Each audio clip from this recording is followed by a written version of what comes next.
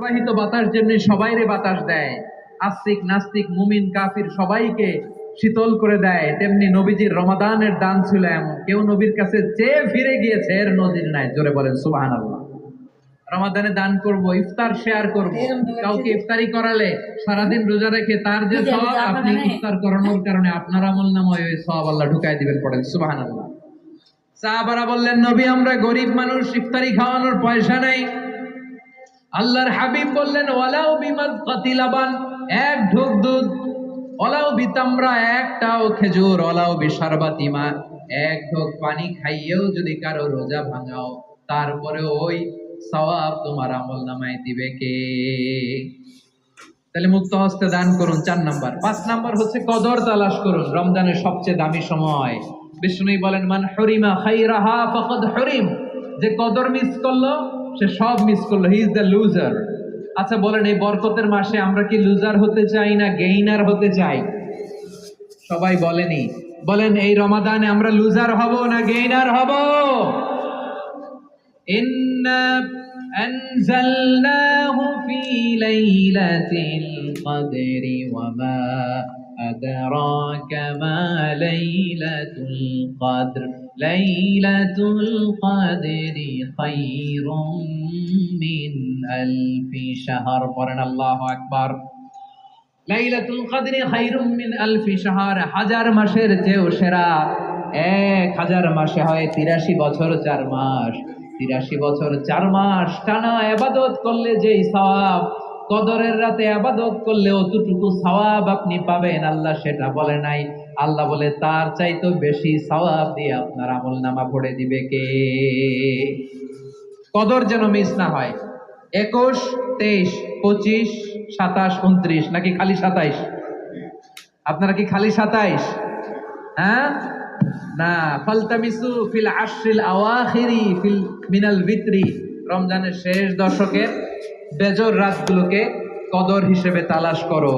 আল্লাহর হাবিব সাল্লাল্লাহু আলাইহি ওয়াসাল্লাম শেষ 10 দিন টানা ইবাদত করতেন, টানা ইবাদত। ইদা জাআল আশরু আহিয়াল লাইলা আইকাদা আহলা ওয়া জাদ্দা ওয়া শাদ্দাল মিজার, সারা রাত জেগে ইবাদতের নজির নবীজির নাই, শুধু রমজানের শেষ দশক ছাড়া। সুবহানাল্লাহ বলেন। নিজেও ঘুমাতেন না, ফাতেমা রাদিয়াল্লাহু তাআলা আনহু, আলী রাদিয়াল্লাহু তাআলা আনহু কাউকে ঘুমাতে দিতেন না, সবাইকে জাগিয়ে তুলতেন। আমরা সারা রাত জেগে ইবাদত করব, রাজি আছেন তো? কদর যেন আমাদের মিস না হয়। আজকে থেকেই ক্যালেন্ডারে মার্ক করে রাখেন, সব কাজ পেছনে ফেলে, সব ব্যস্ততাকে পেছনে ফেলে ইবাদতের জন্য আমরা প্রস্তুত থাকবো কদরের রাতে। কোনোভাবে কদর যেন আমাদের মিস না হয়, ইনশাআল্লাহ। বলেন তো সবাই। 6 নম্বরে পারলে ইতিকাফ করবেন।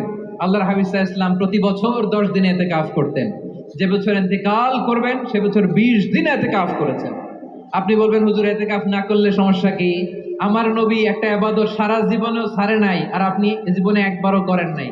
এবার হিসাব আপনার কাছে, হিসাব আপনার কাছে। না পারলে অন্তত রাত্রি বেলাগুলো মসজিদে কাটাবেন। পারবেন তো ইনশাআল্লাহ? সব শেষে শিশু এবং নারীদের ব্যাপারে বিশেষ খেয়াল রাখবেন। শিশুদের রমাদানের ব্যাপারে উৎসাহ দেন, তাদের প্রস্তুতি নেওয়ান, তাদেরকে রোজা রাখতে দিবেন। আমার ভাইয়েরা এবং বোনেরা, পর্দার আড়ালে মায়েদেরকে বলবো, চাপাই নবাবগঞ্জের মায়েরা, 1 দিন 2 দিন না খেয়ে থাকলে আপনার ছেলে মেয়ে মারা যাবে না। ঠিক কিনা বলেন? ওদেরকে উৎসাহিত করেন, ওদের ছোট্ট যারা রাখতে দেন, বলেন যে বাবা সকাল থেকে দুপুর পর্যন্ত না খেয়ে থাকলে তোমার অর্ধেক রোজা, এরকম 2 দিন অর্ধেক মিলে তোমার 1 রোজা। এরকম আমি কত রোজা রাখছি ছোটবেলায় কোনো হিসাবই নাই।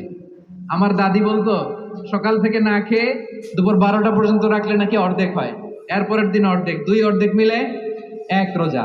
এটা তো আসলে রোজা হয় না, কিন্তু তাকে উৎসাহ দেয়া। ইফতার প্রোগ্রামগুলোতে নিবেন আমাদের বাচ্চাদেরকে, দেখবেন যে ওর ক্ষুধা লাগতেছে, খায় না, কারণ কেউ খায় না। একজন আজান দিচ্ছে, সবাই খেজুর নিয়ে ইফতার করতেছে। এই দৃশ্য, এই ট্রেডিশন, এই ইবাদত, এই তারবিয়া ওর আগামীর জীবনটাকে সুন্দর করবে। চিল্লায় বলেন ঠিক কিনা? এভাবে আগামীর প্রজন্মকে আমাদের গড়তে হবে। শিশুদের রোজার ব্যাপারে প্রস্তুতি নিন, উৎসাহ দিন।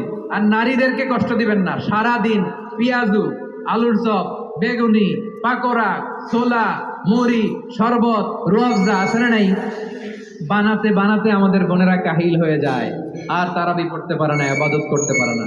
আমরা যেন আমাদের বোনদের প্রতি ইহসান করি। পারবেন তো সবাই? এই 7টি করণীয়, 7টি বর্জনীয়